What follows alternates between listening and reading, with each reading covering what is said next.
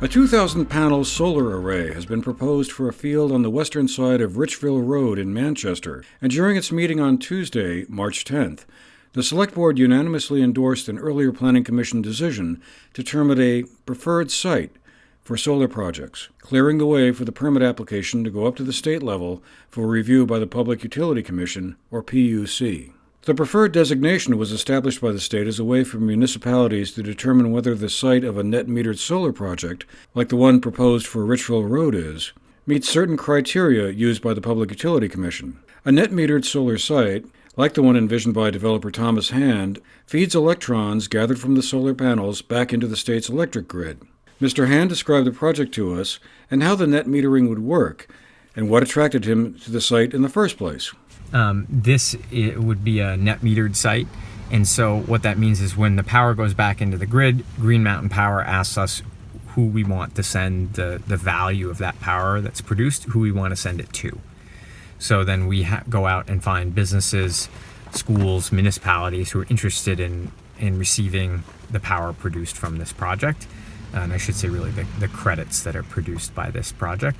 And then those businesses, schools, municipalities are our customers and receive a savings on their power bill. Sure. So this site, when we go looking for sites, we're looking for a couple things from a preliminary basis. First is there a landowner that is interested in hosting a site, either leasing land to us or selling us land to do a project?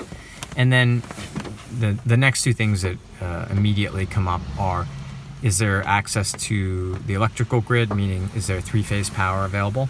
And then is there site access for vehicles, trucks, that sort of thing?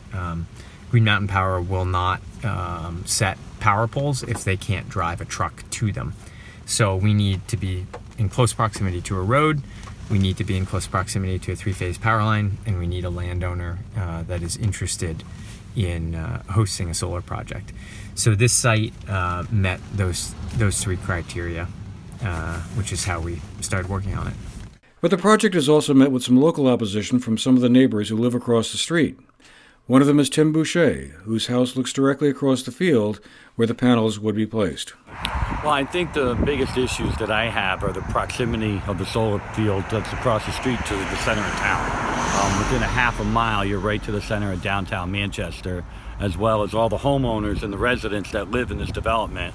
It's like right here in front of us every day. We have to see it. The other thing is when the river floods and issues in the wintertime and everything else, building a fence around the property over here, if there's ever debris coming from the river, that has a potential of blocking the water from going down the field, like it always has for many years. So that's a big concern as to what's going to happen down the road, So those are my two biggest objections of it, as well as I live right here, and I'll be able to visualize it from the second floor of my house every day. You can't block that out. So those are my prime factors. Thomas Hand says he anticipated some of the local reaction. I would say, did we anticipate them? Yes, absolutely. If you try to build anything in Vermont, you will often get opposition no matter what it is. And I've seen that over many, many years. So this site, while it is quite visible from Richville Road and the houses across Richville Road, is fairly well screened on the other sides. It's got a 46,000 volt GMP sub-transmission line to the west, along with a railroad. It's got river to the north, and then Richville Road on the east side.